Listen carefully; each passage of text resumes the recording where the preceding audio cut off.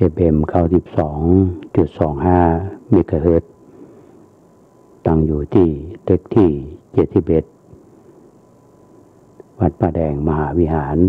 ตำบลสุเทพอำเภอเมืองจังหวัดเชียงใหม่อาตมาภาพขอทำหน้าที่เป็นผู้ดำเนินรายการนำสาระก็มีทั้งส่วนหัวข้อที่เป็นธรรมะโดยธรรมะประยุกต์โดยจะมีข่าวสารของทางคณะสงฆ์ความเคลื่อนไหวของชุมชนมาให้ท่านทั้งหลายได้ติดตามรับฟังในเวลาทั้งหมดก็ประมาณ1 ชั่วโมงต้องขออนุโมทนาบุญกับญาติโยมท่านผู้ฟังทั้งที่เป็นพลังเงียบแต่ขอทั้งที่โทรมาอุจาสอบถามเรื่องสุขภาพแม่ขวัญเมืองแห่ล้อมจากจังเขียนคุณแม่ก็เป็นห่วงอาตมา เพราะว่าเรื่องราวที่เกิดขึ้นในสัปดาห์นี้ก็เป็นเรื่องที่อยู่ในความรับผิดชอบเหมือนกันก็ต้องบอกท่านผู้ฟังไปว่าทำหน้าที่ของตัวเองคือดีที่สุดและก็คือความเป็นธรรมที่สุดมองในแง่ของธรรมวินัยและทางกฎหมายบ้านเมืองก็คงจะเป็นคำที่เอาร่วมกันทำแต่เพื่อเกิดขึ้นความเรียบร้อยต้องทำหน้าที่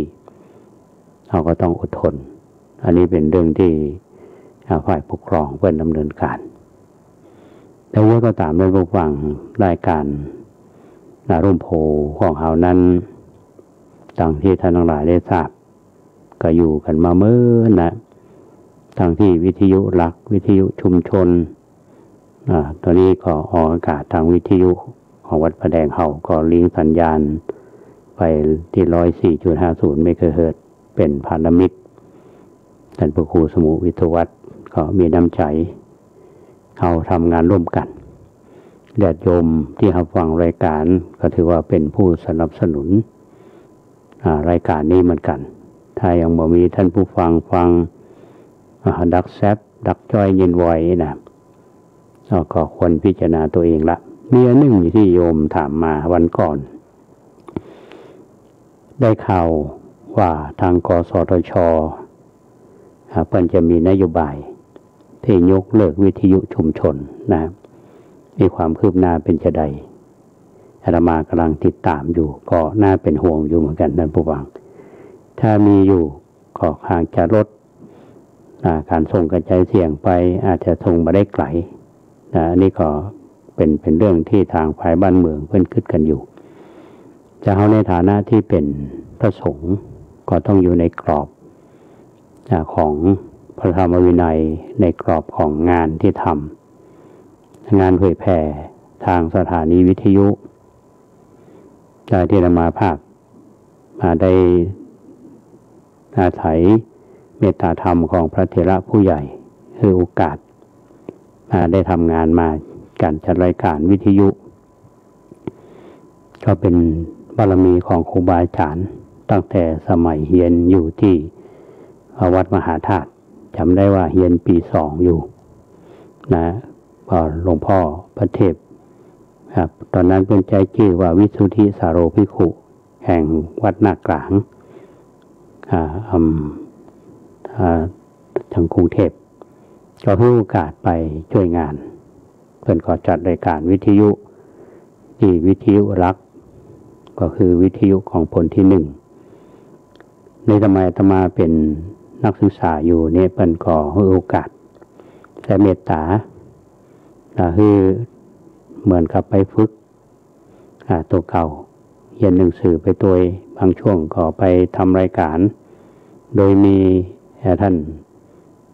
พระอาจารย์ตรงนี้ก็คือพระเดชพระคุณทศคุณพระราชปริยัติตยาภรณ์วัดนากลางเป็นเมตตาก็จึงมีโอกาสในวันนี้ที่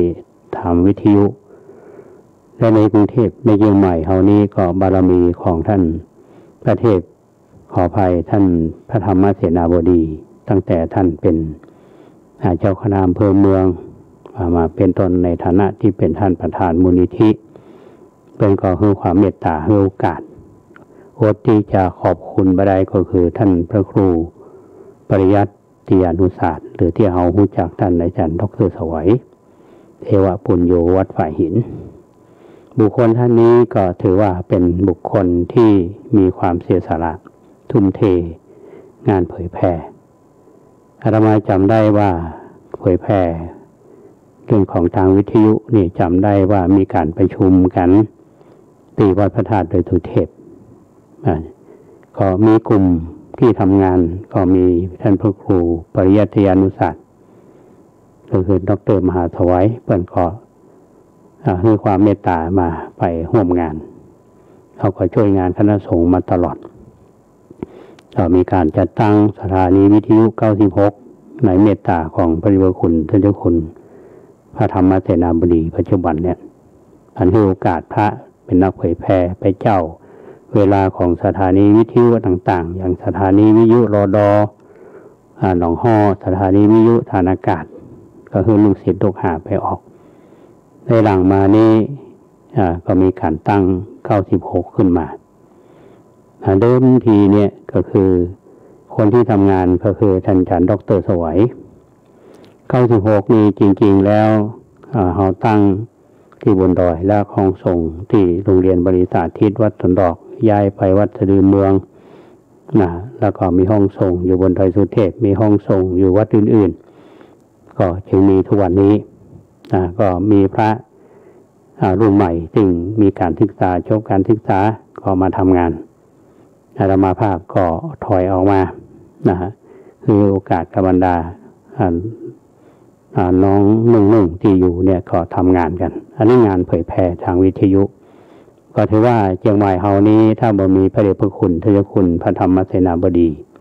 สนับสนุนในสมัยที่ท่านเป็นอยู่ฝ่ายเผยแผ่ก็คงบ่มีรายการวิทยุมาโดยเฉพาะวิทยุ96เนี่ยถือว่าเป็นสถานีต้นต่อมาก็มีสถานี 104.50 ของวัดฝ่ายหินแล้วก็มีสถานี 106.50 วิทยุมหาจุฬาที่วัดสนดอกอาตมาจำได้ว่าสำหรับคืนนี้ก็ได้ขึ้นไปหาหลวงพ่อวัดดอยสุเทพจำได้ว่ามีท่านอาจารย์พระมหาบุญช่วยเดี๋ยวพระครูพิพิธสุธาธรเป็นรองอธิการบดีอาตมาก็ขึ้นไปร่วมกันไปขอคลื่น106เพื่อที่จะมาเป็นคลื่นออกอากาศเผยแผ่ธรรมะเผยแผ่งานของมหาจุฬาตอนนั้นอาตมาก็ทำงานอยู่ที่มหาจุฬาในเมตตาธรรมของพระพุทธคุณท่านก็คือคลื่นนี้มาก็จึงมีคลื่น106ให้จำบ่ผิดมันมี96 106 104.50ส่วนคลื่นของ92.25เนี่ยไปซื้อว่าไปคลื่นของคฤหัสถ์ที่อยู่ใกล้ๆวัดเนี่ยก็มาตั้งสถานีช่วงนั้นนี่มีท่านพระครูสังฆบริหารธรรมโนนธรรมคุโนดูแลช่วงก่อนท่านก็ไปดูแล96ที่วัดสะดือเมืองอันนี้เป็นที่มาเพราะฉะนั้นตั้งแต่เขามีการตั้งวิทยุมาเขาก็ดำเนินการมาในช่วงหลังเนี่ยถ้ามาหมดจากภาระงานที่มหาจุฬาก็ได้มีโอกาสมาทำงานตรงนี้อันนี้เล่าที่ไปที่มาให้ท่านทั้งหลายได้ฟังว่าการเผยแผ่ธรรมสถานีวิทยุเนี่ยโดยเมตตาของพระเดชพระคุณทศคุณพระธรรมเสนาบดีที่มาตั้งแต่ท่านเป็นพระญาณสมโพธิก็ในนามของมูลนิธิวัดพระธาตุเจ้าโดยสุเทพแล้วก็มีพระสงฆ์องค์เจ้าที่มีความเสียสละมีความรู้มีความสามารถจัดรายการวิทยุตามสถานีต่างๆที่ญาติโยมรับฟังเนี่ยก็น่าชื่นใจนะโยมก็พอหมุนขึ้นนี้ก็ไปขึ้นนั้นเป็นแฟน FC ของคนนั้นคนนี้เนี่ยแต่เราจะไปลุ้นกันไป อันนี้ต้องทำใจท่านผู้ฟังเนาะว่าการทำงานเผยแผ่เป็นต้องเสียสละ เอามานึกถึงตอนสมัยครั้งพุทธกาลที่เราได้ศึกษามาว่าพระพุทธเจ้าท่านตรัสรู้อนุตตรสัมมาสัมโพธิญาณแล้วเนี่ยจะเผยแผ่ธรรมกับไผก็เผยแผ่ธรรมให้ครูบาอาจารย์ท่านก็เสียชีวิตไปละ2 ท่านก็ไปแสดงธรรมให้กับปัญจวัคคีย์ที่อยู่สีป่าอิเทนะปัตตนะมฤคทายวันทั้ง2 ท่านตอนแรกกระด้างกระเดืองตอนได้ฟังธรรมแล้วก็ได้บรรลุธรรมแล้วพระสงฆ์ที่ได้ฟังธรรมครับมีครบ60 รูปเป็น61ตั้งแต่พระพุทธองค์เนี่ยก็ประกาศเผยแผ่ธรรมทุกเจ้าก็แบ่งกันไปตามสายท่านก็เสด็จไปที่กรุงราชคฤห์ไปพระเจ้าพิมพิสารซึ่งเป็นพระราชกุมารเขาเรียกเป็นพันธมิตรได้ทำปฏิญญากันไว้พระองค์ก็ไปตรงนั้นก็มองถึงการเผยแผ่พระพุทธศาสนาในแคว้นมคธนี่ในทางพุทธกาลมันก็จุดเริ่มต้นตรงนี้เองที่เที่ยวไปเพื่อทำประโยชน์สุขแก่ประชาชนเนี่ยพระสงฆ์เขาก็ทำหน้าที่ในการเผยแผ่รูปแบบปัจจุบันนี้อย่างสถานีวิทยุช่วงแรกๆเนี่ยท่านผู้ว่าจัดรายการต่างรดเนี่ยอาตมาก็ต้องนำรถไปหลายรูปหลายท่านก็นำรถไปฝนตกฝนห้ำเข้าไปจำได้ว่าจัดรายการที่สถานีวิทยุสวทระปูนในนามของมหาจุฬาเนี่ยก็รถส่วนตัวเนี่ยไป3 ทุ่มก็ปิกมาเที่ยงคืนตอนนั้นพอบำรุงเป็นพอสถานีก็ไปออกก็ทำงานตรงนี้ก็เป็นบุญเป็นกุศลที่มาเล่าท่านทั้งหลายได้ฟังเราทำหน้าที่เหมือนที่สมเด็จพ่อเนี่ยท่านได้ทำแต่รูปแบบอาจจะเปลี่ยนไปปัจจุบันนี้ก็อาจจะพัฒนาไปยิ่งขึ้นอย่างวิทยุของธรรมานี้ก็ได้การยานมิตรช่วยอย่างออกอากาศทาง Facebook ที่ท่านฟังทางเพจของวิทยุสาธารณะจังหวัดเชียงใหม่ทั่วที่เป็นรวมก็ติดตามรับฟังรายการนี้ได้ก็น่าชื่นใจนะได้ท่านติดตามรับฟังศิษย์เก่าของวัดพระแดงเขาก็มีอันนี้ก็เป็นการสื่อสารกันก็เล่าให้ท่านทั้งหลายได้ฟังไป15 นาทีละทีนี้ก็ปิกมาตะวานี้ท่านผู้ฟังคงจำได้อาตมาได้อู้เรื่องของแนวคิดในการนำหลักของพระรัตนตรัยที่เป็นแบบอย่างในการพัฒนาคนโดยได้นำมาข้อเขียนของพระเดชพระคุณท่านเจ้าคุณพระสมเด็จพุทธโฆษาจารย์ตอนนั้นท่านเขียนหนังสือนี่ยังเป็นพระธรรมปิฎกอยู่ในหัวข้อว่าแก่นแท้ของพระพุทธศาสนามาแสดงเรื่องมัตตวานี้ก็เป็นเรื่องที่ได้ฟังไปละตะกี้ตอนก่อนเข้ารายการนี้ก็นำมาออกอากาศซ้ำท่านผู้ฟังได้ฟังกันอาตมาได้ทิ้งท้ายไว้เมื่อตะวานี้บอกว่าการระลึกถึงพระพุทธเจ้าเป็นสรณะเนี่ยใน4 ประการที่ว่ามาเนี่ยแล้วก็เขาจึงตั้งพระพุทธเจ้าว่าเป็นสรณะเป็นองค์แรกของพระรัตนตรัยเรียกว่าสรณะที่1พุทธังสรณังคัจฉามิถึงพระพุทธเจ้าว่าเป็นที่พึ่งธรรมังสรณังคัจฉามิถือพระธรรมเป็นที่พึ่งสังฆังสรณังคัจฉามิถึงพระสงฆ์เป็นที่พึ่งอันนี้ถ้าเมื่อเราระลึกถึงพระพุทธเจ้าว่าเป็นแม่แบบแล้วนะท่านผู้ฟังก็มาฝึกมาศึกษาพัฒนาตนแล้วก็ได้พัฒนาตัวเองก็จะรู้หลักความจริงของกฎธรรมชาติคือธรรมะและต้องปฏิบัติตามธรรมะนั้นเพราะฉะนั้นพระพุทธเจ้าจึงเป็นจุดเริ่มในการนำเข้าไปสู่ธรรมะง่ายๆจากพุทธนี่ก็โยงไปหาธรรมะจะต้องรู้และก็นำมาปฏิบัติใจธรรมะได้อย่างพระพุทธเจ้านั้นมนุษย์เราเนี่ยโดยทั่วไปเนี่ยไม่ได้ฝึกตนมาก็ถึงขั้นที่จะรู้และทำให้ตัวเก่าเนี่ยเป็นพระพุทธ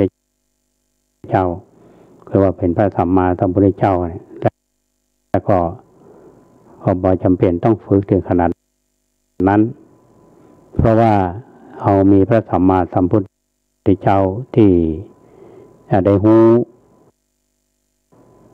ทรงหูธรรมรู้ทางบอกวิธีไว้ให้แล้วเขาก็ฟังคำสอน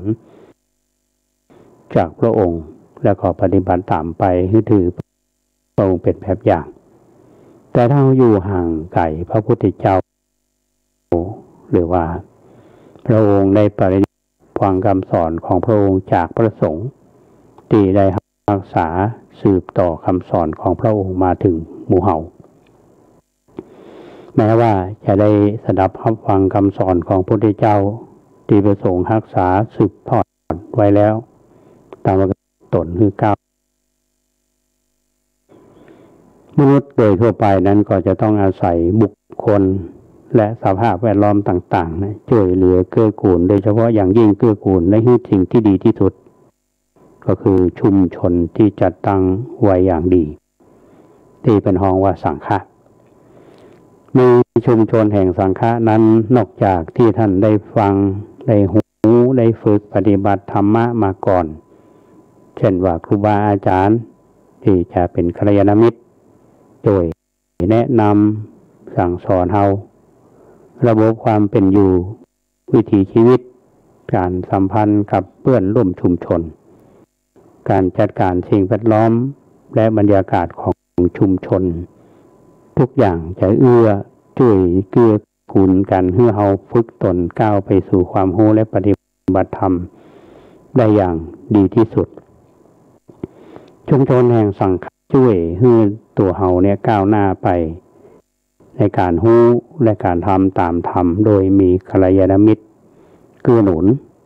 เฮาก็เมื่อก้าวไปเฮาก็เป็นกัลยาณมิตรเกื้อหนุนคนอื่นแถม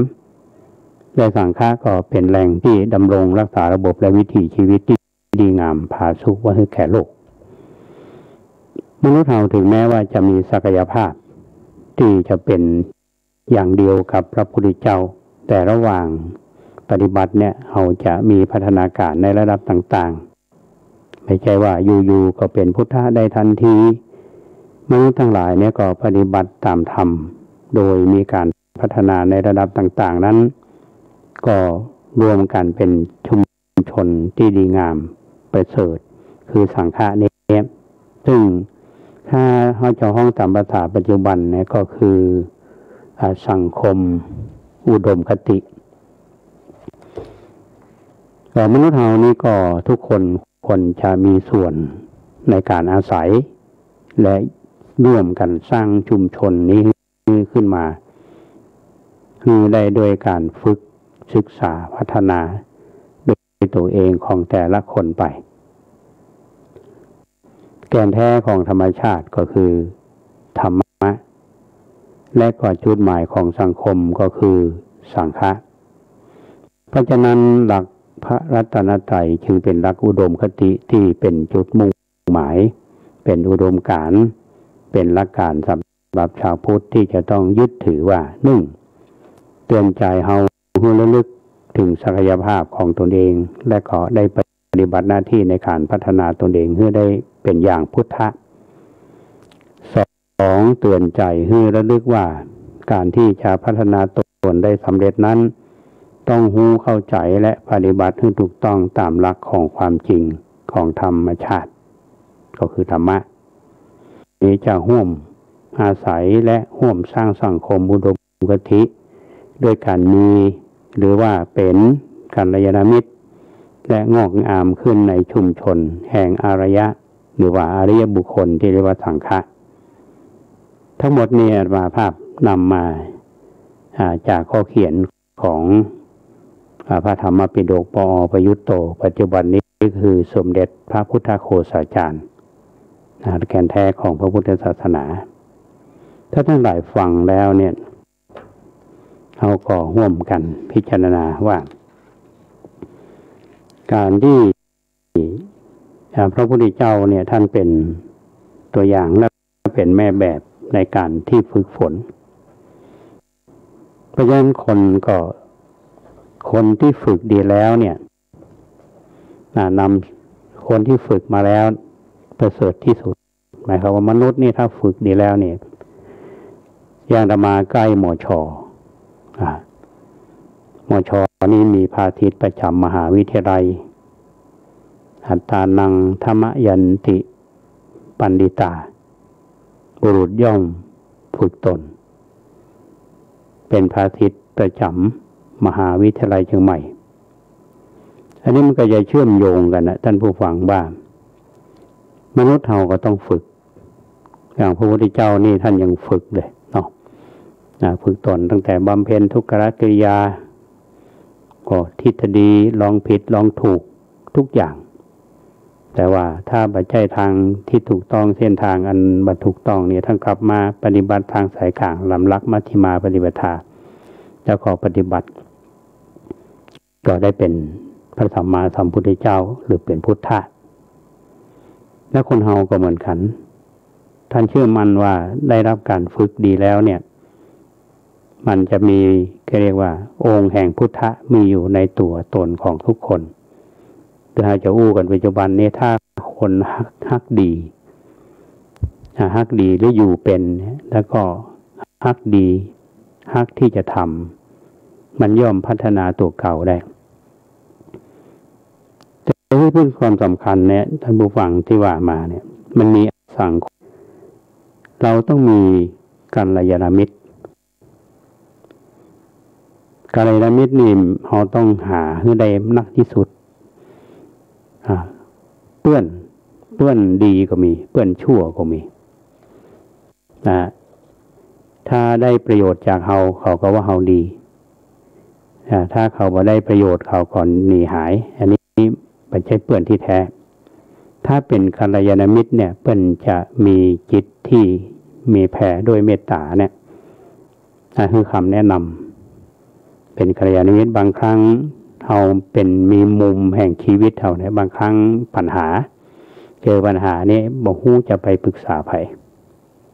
แต่ถ้ามีกัลยาณมิตรกัลยาณมิตรเนี่ยเราจะเป็นผู้ที่เป็นเพื่อนเราตลอดจะอยู่ในชุมชนเราก็เช่นเดียวกันต้องมีความเป็นกัลยาณมิตรซึ่งกันและกันอันนี้สำคัญไม่ใช่ว่าปัญหาสร้างความขัดแย้งเกิดขึ้น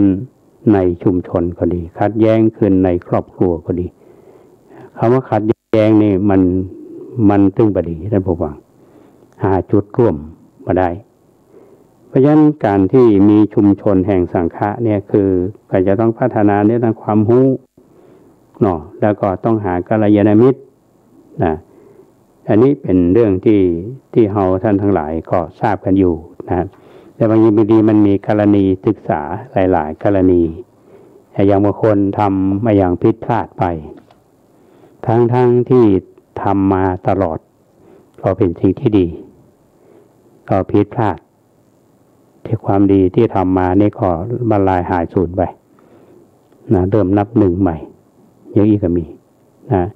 พุทธเจ้าถึงสอนว่าคนเฮาเนี่ยมีขาดสติตัวนี้ตัวขาดสติเนี่ยสำคัญเพราะฉะนั้นเราอยู่ในสังคมยิ่งในสังคมของพุทธเราเนี่ยจะต้องทำงานในเชิงมิตรจิตมิตรใจมีความเป็นกัลยาณมิตรอย่างที่สมเด็จพระพุทธโฆษาจารย์ท่านว่าที่ว่าสุดยอดของมนุษย์ก็คือธรรมะแก่นแท้ของธรรมะธรรมชาติก็คือธรรมะและก็จุดหมายของสังคมก็คือสังฆะเพราะฉะนั้นถ้าเราจะพัฒนาศักยภาพของตัวเก่าหรือปฏิบัติหน้าที่ของตัวเองอย่างพุทธะเนี่ยเขาไม่ใช่ว่าจะเป็นพระพุทธเจ้านะเป็นพุทธะเอาดูมหาศาสดาโลกนี่เขาจะได้ยินคำนี้มันจะอู้ตลอดว่าความเป็นพุทธะมันมีอยู่ในหัวใจคนเพราะฉะนั้นเราต้องเข้าใจกฎเกณฑ์และก็ปฏิบัติตามหลักของความเป็นจริงทางหลักของธรรมชาติก็คือปฏิบัติตามหลักธรรมะนั่นแหละการพัฒนาตัวเก่าให้สำเร็จมันก็ต้องอาศัยความจริงก็คือเรื่องของธรรมะการอยู่ร่วมกันการสร้างสรรค์อุดมคติด้วยกัลยาณมิตรประชาความงอกงามมันจะเกิดขึ้นในหัวใจของคนนะท่านผู้ฟังความงอกงามมันจะเกิดขึ้นอยู่ในชุมชนสิ่งที่ดีงามมันก็เกิดขึ้นไม่ใช่ว่าสังคมอุดมคติหรือว่าความเป็นมาได้ วันนี้อาตมาภาพก็นำมาข้อเขียนของสมเด็จพระพุทธโฆษาจารย์มาฝากท่านผู้ฟังเขาคงจะได้แง่คิดว่าในฐานะที่เราเป็นชาวพุทธเนี่ยเอาใจหลักของแนวคิดของพระรัตนตรัยเนี่ยมาพัฒนาตัวเขาได้จะได้เขาคิดว่าคงจะเป็นประโยชน์แก่ท่านมานักน้อยนะเพราะฉะนั้นความเป็นเรียกว่ากัลยาณมิตรซึ่งกันและกันเนี่ยนะมันจะมีแต่ความสุขใจมีแต่ความปลื้มใจอยู่คนเดียวบันโดดเดี่ยวแล้วมันมีคำหนึ่งท่านผู้ฟังถ้าเรามามีเพื่อนมีฝูงหรือว่าบ่มีน้ำใจเนี่ยมีคำที่บอกว่าโดดเดี่ยวท่ามกลางฝูงชนทำไมคนเยอะแยะทำไมเราโดดเดี่ยวเราขาดกัลยาณมิตรทำไมถึงขาดกัลยาณมิตรแสดงว่าเรามีคุณธรรมแนวในการปฏิบัติในตัวเราก็ต้องพิจารณาตัวเราอาตมายังมองอยู่ทุกวันนี้ที่เราอยู่ในโลกใบนี้มันก็มีทั้งเรียกว่าเป็นโลกธรรมเรียกว่ามีลาภเสื่อมลาภมียศเสื่อมยศนินทาสรรเสริญสุขทุกข์เนี่ยมันกู้กันมานินทาก็มีอยู่ละสรรเสริญก็มีอยู่ละ ถ้าบัณฑิตที่อยู่ในท่ามกลางของความขัดแย้งคือรูปของกิเลสได้เนี่ยจิตนิ่งก็เหมือนพระอาทิตย์นำรายการของอาตมาเนี่ยท่านผู้ฟังหินแท่งทึบไม่หวั่นด้วยแรงลมฉันใดบัณฑิตย่อมไม่หวั่นไหวด้วยแรงลมฉะนั้นคือถ้าเป็นบัณฑิตแล้วเนี่ยจะเรื่องลบเรื่องบวกเรื่องปัญหาใหญ่ปัญหาน้อยเกิดขึ้นเนี่ยมันจะนิ่งที่เรียกว่าบัณฑิตถ้าเกิดปัญหาโวยวายนั่นไม่ใช่บัณฑิตละถ้าต้องหาวิธีแก้ปัญหาเหล่านั้นให้สิ้นสุดแล้วก็เป็นไปด้วยความเรียบร้อยและจะมาหวังเป็นอย่างยิ่งว่าแนวคิดในการใช้หลักพระรัตนตรัยจะทำให้เราพัฒนาตนได้นี่จะเป็นประโยชน์แก่หมู่เฮาท่านทั้งหลายได้เป็นอย่างดีช่วงแรกนี้ก็ปะกันเท่านี้ก่อนพักจิบน้ำฮ้อนมันคอจุ่มๆเดี๋ยวมาปะกันในช่วงที่สองท่านผู้ฟัง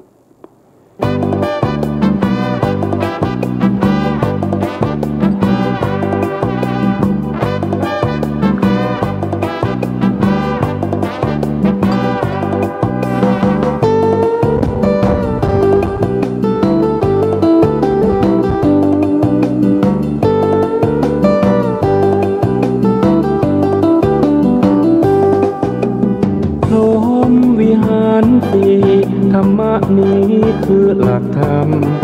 เมตตาข้อหนึ่งข้อนำข้อสองดีล้ำความกรุณา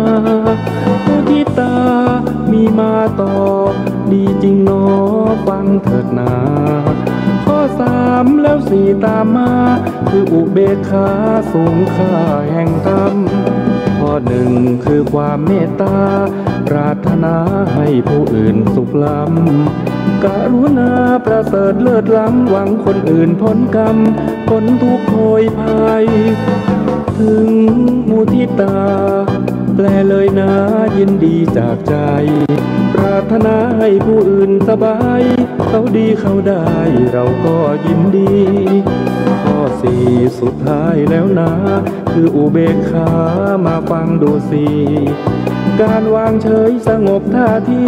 พรหมวิหารสี่แม้ช่างดีจังเลยธรรมะนี้คือหลักธรรมเมตตาข้อหนึ่งข้อนำข้อสองดีล้ำความกรุณามุทิตามีมาต่อดีจริงหนอฟังเถิดนาข้อสามแล้วสี่ตามมาคืออุเบกขาสูงค่าแห่งธรรมข้อหนึ่งคือความเมตตาปรารถนาให้ผู้อื่นสุขล้ำกรุณาประเสริฐเลิศล้ำหวังคนอื่นพ้นกรรมพ้นทุกข์โผยภัยถึงมุทิตาแปลเลยนะยินดีจากใจปรารถนาให้ผู้อื่นสบายเขาดีเขาได้เราก็ยินดีข้อสี่สุดท้ายแล้วนะคืออุเบกขามาฟังดูสิการวางเฉยสงบท่าทีพรหมวิหารสี่แม้ช่างดีจังเลย โยมวิหารสีธรรมะนี้คือหลักธรรม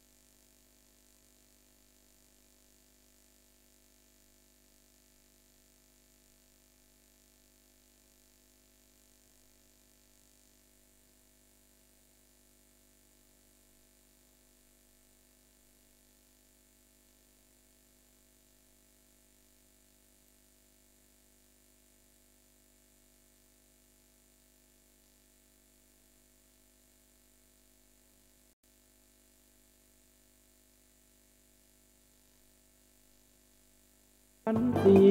ธรรมะนี้คือหลักธรรมเมตตาข้อหนึ่ง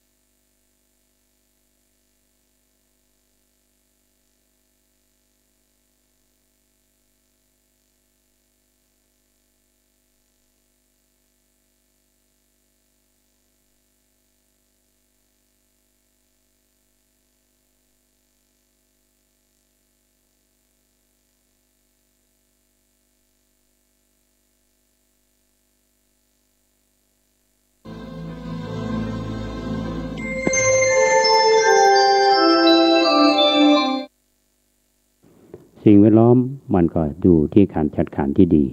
คนก็ต้องจัดการเพื่อมันเอื้อกันคือมนุษย์เราอยู่กับธรรมชาติทั้งใดสิ่งเหล่านี้ก็จะอยู่กันคนเราต้องเปิ้งกันท่านผู้ฟังแต่เราจะเปิ้นตลอดเปิ้งคนอื่นตลอดเนี่ยก็บ่ได้เราต้องเปิ้งตัวเก่าเปิ้งตัวเก่าก็ในยามที่เราต้องเปิ้งด้วยยืนด้วยลำแข้งของตัวเองนี่สำคัญเขาจะได้ยินคำว่าอัตตหิอัตโนนาโถมันเป็นภาษาบาลีเนาะแปลว่าตนเป็นที่พึ่งของตนหลวงพ่อพุทธทาสท่านได้มีกลอนเรื่องของอัตตหิอัตโนนาโถเนี่ยอาตมาจะนำมาฝากท่านทั้งหลายว่าท่านบอกว่ามิใหญ่ใครจะพึ่งซึ่งพระเจ้าแต่พวกเราชาวพุทธศาสนาผู้เชื่อฟังโอวาทพระศาสดาพึ่งธรรมมาคือพึ่งซึ่งตัวเองประกอบกรรมนำมาซึ่งผลตั้งแต่ต้นจนปลายได้เหมาะเหม่งทั้งทางโลกทางธรรมก็ยำเกรงลือระเบงสร้างตัวอยู่ทั่วกันอัตตาหิอัตโนนาโถแปลว่าตัวพึ่งตัวแน่ถ้าบิดผันเป็นอื่นไปวนเวียนพาเหียนครันพึ่งเขานั้นไม่หนึ่งเหมือนพึ่งตัวแต่ท่านก็เน้นย้ำบอกว่าพึ่งตนเองดีที่สุดแต่ถ้าห้ามเปิ้งช่วงเปิ้งว่าได้เขาต้องเปิ้งคนอื่นการเปิ้งคนอื่นหลวงพ่อพุทธทาสท่านได้มีกลอนฝากหมู่เฮาไว้เรื่องว่าการพึ่งผู้อื่นท่านบอกว่าอันพึ่งท่านพึ่งได้แต่บางสิ่งเหมือนพึ่งพิงผ่านเกล้าเจ้าอยู่หัวหรือพึ่งแรงคนใช้จนควายบัวใช่จะพ้นพึ่งตัวไปเมื่อไหร่ต้องทำดีจึงเกิดมีที่ให้พึ่งไม่มีดีนิดหนึ่งพึ่งเขาฉะไหนทำดีไปพึ่งตัวของตัวไปแล้วจะได้ที่พึ่งซึ่งถาวรพึ่งผู้อื่นพึ่งได้แต่ภายนอกท่านเพียงแต่กล่าวบอกหรือพร่ำสอนต้องทำจริงเพียรจริงทุกสิ่งตอนนี้คือถอนตัวได้ไม่ตกจมจะตกจนหรือว่าจะตกนรกตนต้องยกตนเองให้เหมาะสมตนไม่ยกให้เขายกนั้นพกลมจะตกลมตายเปล่าไม่เข้ากันดัชบุฟังคือเปิ่งตัวเองก็ได้แต่ว่าเปิ่งคนอื่นเนี่ยมันเปิ่งได้เป็นบางเตื้อเนาะจะไปเปิ่งเปิ้นตลอดถ้าเป็นลูกเปิ่งแม่พ่อแม่ตลอดก็เป็นลูกแง่ มาเป็นผู้ใหญ่สักเตื้อลักษณะนั้นนี่ก็เป็นสิ่งที่นำมาฝากท่านผู้ฟังกลอนดีๆของหลวงพ่อพุทธทาสฟังแล้วก็มีสาระเตือนใจเขาได้เป็นอย่างดีเมื่อตะวันนี้อาตมาได้ทิ้งท้ายไว้ ว่า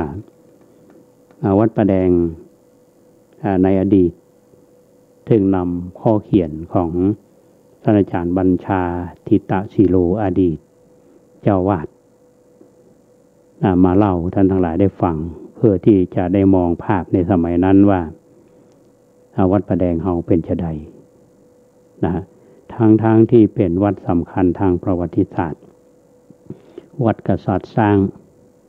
วัดประจำราชการของพระเจ้าติโลกราชหลังจากที่ตกเป็นเมืองขึ้นของพม่าไปแล้ววัดวาเป็นจะใดเมื่อก่อนเสนาสนะมีอยู่มากมายก็ล่มสลายว่าอย่างนั้นยุคของท่านยานคัมภีร์ก็รุ่งเรืองอยู่ละแต่หลังจากนั้นพระเจ้าประสงค์ก็คงมาอยู่เพราะมันเป็นป่าดังที่ท่านอาจารย์วัญชาท่านตั้งคำถามไว้และหาคำตอบเองแล้วก็อาตมาก็นำมาถ่ายทอดให้ท่านได้ฟังกันทีนี้ท่านก็เขียนต่อไปว่าวัดประแดงกำลังทำอะไรท่านว่าอย่างนั้นกำลังเยี่ยงอย่างอยู่นั่นหมายความว่าเมื่อปี2520ท่านบอกว่าพระสงฆ์ในวัดประแดงเนี่ยปัจจุบันพิจารณาและทราบทางแห่งความเสื่อมพร้อมทั้งวิธีที่จะหลีกออกจากความเสื่อมและทราบทางแห่งความเจริญพร้อมทั้งวิธีที่จะกระทำให้ไปสู่ความเจริญบ้างแล้วเน้นคำว่าบ้างแล้วนะครับดังในพรรษาที่2520ท่านบอกว่ามีมาพระภิกษุจำนวน6รูปสามเณร1รูปฆราวาสผู้อาศัยแถมล้วนแต่เป็นผู้มาใหม่ทั้งสิ้น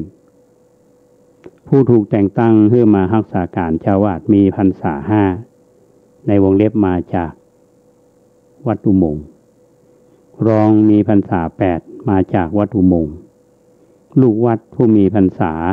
25เป็นพระเถระมาจากสำนักปฏิบัติวิปัสสนาตะโปธารามวงเล็บลำเปิงวัดลำเปิงได้มีมติตกลงกันว่าเราจะปกครองกันโดยอาศัยยศหรือว่าตำแหน่งแต่ว่าจะปกครองกันโดยใช้มติสงฆ์มีมติอย่างใดก็ให้ทำอย่างนั้นเราจะปกครองกันโดยธรรมวินัยเคารพผู้ที่มีอาวุโสมีพรรษาแก่กว่าคือเป็นที่ปรึกษาและก็มีมติคือปฏิบัติธรรมประจำวันทั้งนี้เช้าตื่นขึ้นมาตี 4เวลาตี 4ทำกิจวัตรไหว้พระทำวัดเช้าแล้วปฏิบัติกรรมฐานเดินจงกรมนั่งสมาธิจนรุ่งสว่างออกบิณฑบาตเวลา7 โมงเกิงฉันพระทานเช้า9 โมงปิกไปพักที่แห่งตนปฏิบัติธรรมตามอัธยาศัยตอนเย็นเวลา5 โมงลงทำวัดสวดมนต์แล้วก็ปฏิบัติกรรมฐานเดินจงกรมสลับคำนั่งสมาธิภาวนาจนถึงเวลาพักผ่อนการปฏิบัติตามเวลาที่กำหนดไว้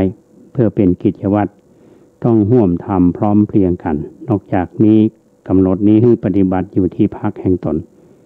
โดยพระเถระผู้มีพรรษา25เป็นที่ปรึกษาและก็ให้คำแนะนำตามที่ท่านได้เรียนรู้และผ่านการปฏิบัติจากสำนักวิปัสสนาวัดตะโปธารามวงเล็บลำเปิงการที่กำลังทำหรือว่าจะทำทุกคนมีอุปนิสัยใคร่ในธรรมปฏิบัติเมื่อขึ้นไปอยู่เนินดอยวัดประแดงได้สัมผัสกับลมที่เป็นลมพัดมาจากชายเขารับอากาศบริสุทธิ์ได้มองทิวทัศน์ทั่วเมืองเชียงใหม่และวิวของมหาวิทยาลัยเชียงใหม่อย่างชัดเจนทุกท่านรับทราบว่าวัดประแดงเป็นสถานสัปายะเหมาะสำหรับที่จะตั้งเป็นสำนักปฏิบัติธรรมถ้ามีศาลาไว้ให้โอกาสแก่ผู้ที่ได้รับความเคร่งเครียดจากงานประจำหรือว่าจำเจกับสภาพกลิ่นอากาศที่เป็นคาร์บอนไดออกไซด์ในตัวเมืองก็ ขึ้นไปนั่งพักผ่อนเปลี่ยนบรรยากาศชมทัศนียภาพมันตรการตาและน่าชื่นใจของนครเชียงใหม่ก็จะทำให้ลืมความยุ่งยากวุ่นวายคลายทุกโศกไปได้อย่างน่าอัศจรรย์เชื่อว่าจิตใจของท่านที่ขึ้นไปสัมผัสกับบรรยากาศบนเนินดอยวัดประแดงแล้วจะเกิดความเบิกบานสงบเยือกเย็นลงได้มากและผลต่อไปก็จะทำให้เกิดสันติสุขเป็นจิตกุศลแล้วกุศลอื่นๆก็จะเกิดตามมาสภาพจิตอย่างนี้ถ้าสามารถทำให้เกิดขึ้นในใจพลเมืองไทยได้มากเพียงใดสังคมไทยก็จะค่อยๆมีสันติสุขห่างไกลจากโรคประสาทแล้วก็อายุยืนขึ้นมามากถึงเพียงนั้นแน่แท้ดังที่จะมีบริษัทร่วมทุนจำกัดกรุงเทพและสำนักงานแดนตะวันเหนือเชียงใหม่โดยการนำของหม่อมราชวงศ์อิทธินันท์อาภากรประธานกรรมการดำริจะทอดกฐินเพื่อรวบรวมเงินสร้างธรรมศาลาขึ้นที่วัดประแดงและคณะครูจากกทมครูธรรมจากกรุงเทพวงประคุณโยมประดิษฐ์สุนีริมประยูนเจ้าของบังกะโลสุขสันติเชียงใหม่จะมาทอดพระป่าเพื่อรวบรวมเงินสร้างศาลาดังกล่าวขอนับว่าเป็นมหากุศลที่ทำให้กุศลต่างๆเกิดขึ้นแก่ผู้ที่มาใช้ศาลาดังกล่าวอย่างมหาศาลและก็บ่มีสิ้นสุดโดยจึงเป็นสิ่งที่น่าสรรเสริญและอนุโมทนายิ่งจึงขออนุโมทนาสาธุการไว้ณโอกาสนี้ท่านได้เขียนเล่าท่านผู้ฟังอาจารย์ได้ว่าความตั้งใจของท่านอาจารย์นั้นที่จะพัฒนาตรงจุดนี้ไปมีสูงแล้วท่านก็ยังสร้างกุฏิปฏิบัติกรรมฐานท่านบอกว่ากุฏิปฏิบัติกรรมฐานเนี่ยทางวัดขออนุโมทนาขอบคุณที่หลายๆท่านได้กรุณาคือคำแนะนำหลายอย่างหลายประการล้วนแต่เป็นประโยชน์แก่ทางวัดที่จะจัดทำเพื่อให้เกิดประโยชน์กว้างขวางคือแก่ผู้ที่ให้คำแนะนำทุกท่านจะได้ขึ้นไปเยี่ยมบนวัดในโอกาสต่อๆไปเรื่องการก่อสร้างมีผู้แนะนำมาหลายแบบแต่ส่วนมากแนะนำสร้างกุฏิกรรมฐานหลังเล็กๆขนาดกว้าง2x3พออยู่ปฏิบัติธรรมได้เพียงคนเดียวในพรรษาปี2520ทางวัดก็ได้รับความสงเคราะห์จากท่านผู้มีศรัทธาช่วยจ้างกุฏิปฏิบัติกรรมฐานเสร็จไปแล้ว3หลังกำลังลงเสาโครงสร้าง2หลังในวงเล็บบอกว่าเจ้าของโรงเรียนสิริกรและโรงเรียนอนุสารเชียงใหม่ถวายไม้และเสาไม้สำหรับสร้าง3หลังสร้างเสร็จแล้ว1หลังทางวัดจะสร้างกุฏิกรรมฐานตามแบบที่ทำไว้วัดน้ำบ่อหลวงวัดพระบาทตากผ้าวัดตะโพธารามลำเปิงซึ่งมีหลายท่านแนะนำเอาตัวอย่างและก็นำมาดัดแปลงให้เหมาะกับสถานที่ทางวัดมาสร้างกุฏิใหญ่และจะมาสร้างไว้บนลานวัดจะตั้งห่างๆเป็นแนวลดหลั่นไปลงไปตามเนินดอยคือทุกหลังได้บรรยากาศได้มุมที่หันทัศนียภาพของสนามบินมหาวิทยาลัยเชียงใหม่แต่ตัวนครเชียงใหม่กะจุกุฏิประมาณไว้ประมาณ20หลังซึ่งพอดีกับกำลังความสามารถที่วัดจะควบคุมดูแลได้ทางวัดมีความยินดีเต็มใจจะต้อนรับทุกท่านที่มีทัศนคติจะปฏิบัติเองหรือว่าส่งเสริมให้ญาติปฏิบัติอื่นๆปฏิบัติกรรมฐานตามแบบนี้ที่กล่าวมานี้วัดโอกาสเปิดให้กับท่านที่มีศรัทธาจะขึ้นไปปลูกกุฏิอยู่ปฏิบัติเองหรือว่าปลูกฮวงซุยอุทิศส่วนกุศลให้บรรพบุรุษเพื่อให้ผู้ใคร่ธรรมอื่นๆได้มีโอกาสเข้าปฏิบัติธรรมก็ได้เนี่ยท่านผู้ฟังคือสิ่งที่ท่านได้วางแผนแล้วก็ดำเนินการประสานกับผู้ที่มีจิตศรัทธาเป็นความตั้งใจของท่านแล้วท่านก็ยังได้เขียนเรื่องของวัดประแดงเป็นวัดที่อยู่ในอุดมคติของท่านด้วยใช่ครับว่าท่านเชิญชวนมาช่วยแล้วก็ขอให้อยู่ในอุดมคติท่านจะทำลักษณะอย่างใดเนี่ยท่านผู้ฟังก็คงนำมาเล่าต่อกันในโอกาสหน้า นอกว่าท่านจะกึศจะได้อย่างน้อยเนี่ยที่ธรรมาภาพนำมาเล่าท่านทั้งหลายน่าจะได้หันภาพเมื่อปี 2520 สภาพของวัดประแดงเฮาเป็นอย่างไรอันนี้ก็เป็นเชิงข้อมูลที่ธรรมาภาพได้ศึกษาได้เรียนรู้จากข้อเขียนของท่านเนี่ยธรรมาว่าเป็นประโยชน์นะเป็นประโยชน์เพราะเป็นการกระตุ้นเนาะกระตุ้นเตือนเฮาในปัจจุบันโดยเฉพาะอาตมาภาพมาอยู่เนี่ยข้อมูลต่างๆเนี่ยนึกถึงตอนใหม่ๆท่านผู้ฟังมาเนี่ยมันมีอย่างสักอย่างนะวัดประแดงเฮาเนี่ยก็เหมือนอาตมาอู้กับโยมเขา เมื่อปัจจุบันมาเนี้ยนะเป็นความในใจของแม่ที่เป็นอูมานะเป็นบันอูอ่ะอันเป็นเขาขังวนในใจบอกว่าถ้าอาตมาอยู่เนี่ยจะมาอยู่เนี่ยไผ่มาอยู่ที่นี่ไผ่จะมาหาหรือว่ามันจะกินในยังเนี่ยเป็นห่วงทุกวันนี้แม่เขามาหารวัดเป็นเขาคงวันว่ามันก็น่าจะดีนะอันนี้ก็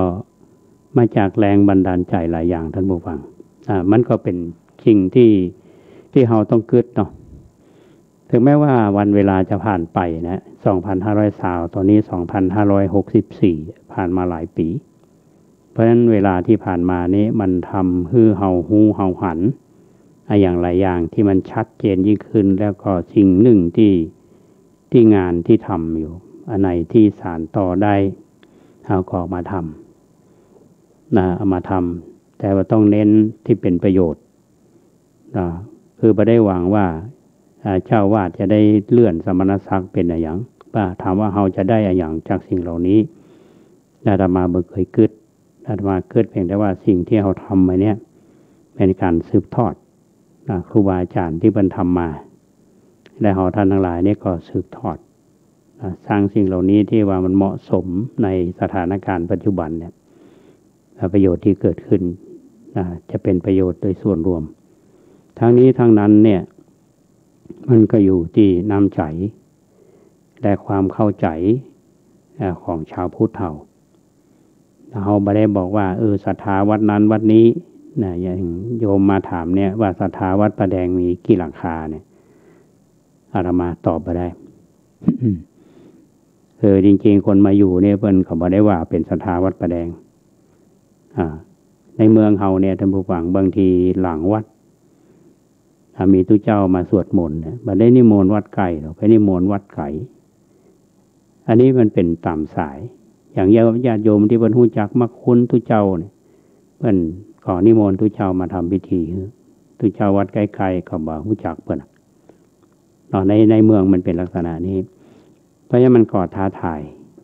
ยิ่งวัดประแดงเฮานี่เป็นวัดเก่าแล้วก็เป็นวัดที่คนมาทำงานนี่เขาต้องนับหนึ่งใหม่หรอกก็อาศัยน้ำใจก็ดีใจท่านผู้ฟังว่า20 กว่าปีที่ผ่านมานี่เขาได้รับความเมตตาจากพระมหาเถระผู้ใหญ่เป็นกำลังใจและให้ความแนะนำแล้วก็หน่วยงานต่างๆเนี่ยเป็นก็ให้ความสำคัญโดยเฉพาะมหาวิทยาลัยเชียงใหม่เนี่ยตั้งแต่สมัยท่านอธิการบดีท่านก่อนเนี่ยในช่วงของคณะวิศวกรรมศาสตร์จำได้ปี 2551ท่านรองศาสตราจารย์ดร.เสริมเกียรติจอมจันยองเนี่ยเป็นคณะบดีคณะวิศวกรรมศาสตร์เพื่อนมาทอดป่าอาตมาเขากับเพื่อนว่าท่านคณะบดีว่าวัดประแดงเฮาเนี่ยเป็นวัดเก่านะเป็นวัดกษัตริย์สร้างเป็นวัดประจำราชการของพระเจ้าติโลกราชอาตมาอยากทำวิจัยสักเรื่องหนึ่งเพื่อนก็รับเรื่องนี้ไปเพื่อนก็ทำวิจัยเรื่องโครงการศึกษาประวัติศาสตร์พุทธศาสนาพัฒนาวัดประแดงอย่างยั่งยืนซึ่งงานวิจัยชิ้นนี้ไม่ใช่เฉพาะคณะวิศวะทุกคณะในมช.เนี่ยมาเป็นทีมวิจัยบ่ว่าจะเป็นคณะสถาปัตย์บ่ว่าจะเป็นคณะวิจิตรศิลป์และคณะอื่นๆศึกษาศาสตร์เนี่ยดร.อาจารย์สมโชติรองสกุลเป็นต้นเนี่ยก็ทำงานวิจัยนี่มาแล้วก็นำเสนอทางมหาวิทยาลัยแล้วงานวิจัยชิ้นนี้ออกมาเป็นแผนพัฒนาในการแผนแม่บทในการพัฒนาวัดประแดงเฮา งานวิจัยชิ้นนี้เป็นแนวปฏิบัติตั้งแต่ท่านคณบดีเสริมเกียรติจอมจันยองมาท่านผู้ช่วยศาสตราจารย์ดร.นัทวรยศแล้วก็มาถึงท่านรองศาสตราจารย์ดร.ธงชัยพงษ์สมุทรท่านปัจจุบันเนี่ยก็สืบทอดกันมาอันนี้คือหน่วยงานที่เปิ้นเมตตากับวัดประแดงเฮาแล้วก็เป็นพันธกิจของมหาวิทยาลัยที่มีอยู่ในการทนุบำรุงส่งเสริมพระพุทธศาสนางานวิจัยส่วนใหญ่เมื่อก่อนก็คงจะวิจัยไปที่อื่นแต่ก็น่าดีใจว่าเพิ่นว่างานวิจัยที่ทำเนี่ยที่มุ่งมาทางวัดโดยทำวัดประแดงเฮานี่ก่อนตอนนี้ก็วัดอยู่ใกล้ๆมช.เฮาอย่างท่านวัดผาลาดท่านพระครูธีระสุตพจน์เนี่ย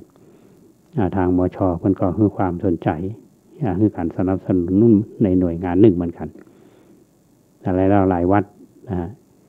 เรามองว่าคืองานเชิงวิชาการเนี่ยซึ่งพระเฮาบ่ถนัด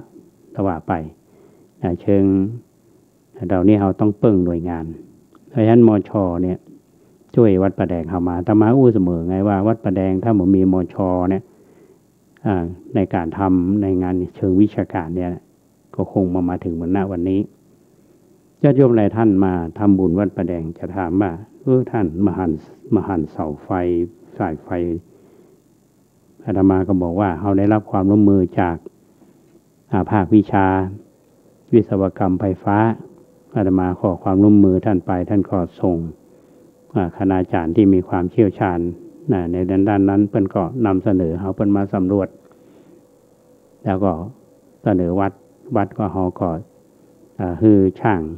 บริษัทมาทำเดินไฟภายในวัดเท่าเนี่ยก็จะลงดินทั้งหมดเลยว่าจะเป็นสายไฟว่าจะเป็นสายโทรศัพท์ก็เขาลงดินหมดเพราะฉะนั้นญาติโยมมาก็จะมาหันว่าเสาไฟระยางม้วนกันเป็นคุมเนี่ยบ่มีอันนี้ก็เพราะทางมช.ในเชิงของวิชาการญาติโยมหลายท่านที่มาท่านมาหันมันก็น่าจะช่วยตุรุงวัดประแดงอย่างญาติโยมหลายท่านที่มาคือการสนับสนุนมาทำอันนี้เป็นสิ่งที่เรามาภาพนำมาเล่าท่านทั้งหลายได้ฟังมันก็จะเชื่อมโยงกับงานที่จะทำบนบรรลุบูรณะบันไดนาคคืองานปรับปรุงบันไดนาคที่กำลังจะดำเนินการเนี่ยแล้วก็สร้างกำแพงซึ่งเป็นที่น่าดีใจว่าเขาได้รับความร่วมมือจากคณะวิศวกรรมศาสตร์และคณะสถาปัตยกรรมศาสตร์เมื่อตะวานี้ท่านรองศาสตราจารย์ดร.ชันนรงค์ศรีสุวรรณอดีตคณบดีสถาปัตย์ท่านก็ได้มาเยี่ยมแล้วก็ให้คำแนะนำให้กำลังใจหลายๆอย่างอันนี้ก็เป็นกำลังใจอันหนึ่งเพราะฉะนั้นงานปรับปรุงบันไดนาคท่านผู้ฟังเราจะตอนนี้แบบแปลนเรียบร้อยกำลังเตรียมเอกสารแล้วก็จะได้ขออนุญาตจากคณะสงฆ์และทางเทศบาลขั้นตอนเป็นตรงนั้นแล้วเขากำหนดวันที่จะสวดถอนตามโบราณประเพณีในวันที่19กันยายน2564แล้วก็จะลงมือทำวันที่4ตุลาคมเนี่ยได้ญาติโยมหลายท่านถามมาจะทำเมื่อใดนะก็จะมีขั้นตอนอยู่หน่อยหนึ่งก็อู้กันในคณะกรรมการบอกว่าเขาน่าจะมีกิจกรรมเล็กๆน้อยๆที่ไปที่มาของโครงการเหล่านี้คือท่านที่ได้ทราบข้อมูลท่านที่ให้การอุปถัมภ์ก็จะได้เข้าใจที่ไปที่มาถูกนะครับเพราะฉะนั้นข้างกำแพงเนี่ยท่านผู้ฟังเคยมาวัดประแดงเขาขับรถขึ้นมาจะหันลานกิจกรรมเนาะบันไดนาคจะอยู่ดังขวามือถ้าเวลาขึ้นมาขวามือแล้วจะมีซ้ายขวาของบันไดนาคก็จะมีกำแพงขึ้นจากปลายวัดเนี่ยก็จะมีกำแพงขึ้นยาวมาถึงถึงตลิ่งขึ้นวัดเนี่ยตีก็ไม่สั่งท่านอาจารย์ชนรงค์ท่านให้คำแนะนำการตั้งจุดอาตมาว่าจะทำสิงล้านนาเนี่ยกู้หนึ่งที่บนอันนี้อาจจะเม็ดขึ้นไปสิงกู้ แล้วก็สิงคูดนั่นสิงละอ่อน อยู่ทั้งลุ่มที่ปลายวัดเพราะฉะนั้นพัฒนาตรงนี้บันไดนาคเนาะกำแพงและก็สร้างระบายน้ำแล้วก็จะมีสิงนี้จะมี4 ตัวท่านผู้ฟังถ้าใครจะร่วมบุญกันทุกอย่างจะเลือกเอาจะมีรายละเอียดอันนี้เป็นสิ่งที่เรามาภาพบอกกล่าวท่านผู้ฟังว่าก็คงเฮาก็ในสถานการณ์อย่างนี้สภาพเศรษฐกิจอย่างนี้แต่ว่างานเฮาก็เริ่มก็เป็นไปขอให้มันเป็นหน้าบุญท่านผู้ฟังหน้าบุญถ้าเฮาได้มีโอกาสได้สร้างบุญสร้างกุศลร่วมกันงานเหล่านี้มันจะขับเคลื่อนไปสำเร็จเสร็จสิ้นแล้วมันก็ตกแก่พระศาสนาตกแก่ส่วนรวมดังนั้นท่านที่บริจาคมาก็ดีสิ่งเหล่านี้มันก็จะอยู่กับพระศาสนาสะท้อนไปถึงรุ่นอนุชนรุ่นหลังเขามองอย่างนั้นท่านผู้ฟังเพราะฉะนั้นก็เล่าสู่ท่านหลายได้ฟังว่ามันความเป็นไปเป็นมาจะได้นะถ้าท่านจะร่วมบุญจะมาพบปะอาตมาก็ได้หรือว่าท่านจะโทรศัพท์มาได้หมายเลข0818815690ก็ได้ทุกเวลาหรือท่านใดที่มีประสบการณ์มีความรู้อยากจะแนะนำว่าวัดประแดงในความคิดของท่านที่อยู่ปัจจุบันนี้ท่านหันเป็นจะใดหรือท่านอยากให้เป็นจะใดอันนี้เรามีส่วนกันอันนี้ก็ขอให้เป็นกัลยาณมิตรซึ่งกันและกันเนาะทุกอย่างมันก็จะเดินไปด้วยความเรียบร้อยและราบรื่นก็ต้องขออนุโมทนากับท่านที่มีส่วนร่วมทุกหน่วยงานทุกท่านทุกฝ่ายเราก็จะได้ทำงานร่วมกันเพื่อเป็นประโยชน์แก่ส่วนรวมในโอกาสต่อไปวันนี้รายการร่มโพเข้ามาช่วงท้ายของรายการแล้วท่านผู้ฟังขอบคุณท่านพระครูสมุวิสุวัฒน์วรคิจโจท่านผู้อำนวยการสถานีวิทยุ FM 104.50 เมกะเฮิรตซ์วิทยุวัดฝ่ายหินตีลิงสัญญาณไปยังคลื่นอื่นคือท่านได้ฟังกันแล้วก็อนุโมทนาบุญกับคุณเกษตรเพชรสำริดบก.ก้าวหน้านิวผู้ทำงานแข่งขันรับผิดชอบสูงทุกวันนี้จะได้ยินเสียงท่านตลอดแล้วอนุโมทนาบุญกับท่านผู้ฟังทุกท่านที่ติดตามรับฟังรายการนี้ก็ต้องขออนุโมทนาก่อนจะจากกันอนุโมทนากับแม่ขวัญเมืองแห่ล้อมที่นำภัตตาหารมาถวายพระสงฆ์องค์เนรแล้วก็ร่วมทำบุญมาแล้วก็ฝากบุญไปถวายตุลุงวัดหนองตองตัวอนุโมทนากับคุณบุญมีนางสาวดวงจันทร์นางสาวดวงชัยชัยชนะที่ถวายภัตตาหารเพลอุทิศส่วนกุศลให้แม่หนูแซ่อึ้งคุณวิเชียรชัยชนะคุณลุงทองชัยชนะและญาติพี่น้องที่ล่วงลับไปพี่น้องตระกูลนี้ท่านผู้ฟังคือการอุปถัมภ์วัดมีความรู้ในด้านบัญชีท่านช่วยงานบัญชีวัดอาตมาเบาใจท่านทำบัญชีวัดโดยบรับค่าตอบแทนใดๆทั้งสิ้นและตะวันนี้อาจารย์ทิติเชี่ยวชาญวิทย์เนาะก็มาท่านอยู่แถวสวนดอกเนี่ยก็มาถวายวิทยุ MP3 ท่านเมธารับถวาย3เครื่องใน MP นั้นจะมี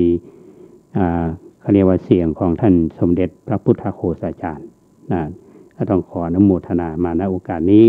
จากลากันทุนฟังไปก่อนว่าปะกันใหม่ในวันเสาร์วันอาทิตย์หน้าหรือรายการพิเศษขอความสุขสวัสดีจงบังเกิดมีกับท่านผู้ฟังทุกท่านขอเจริญพร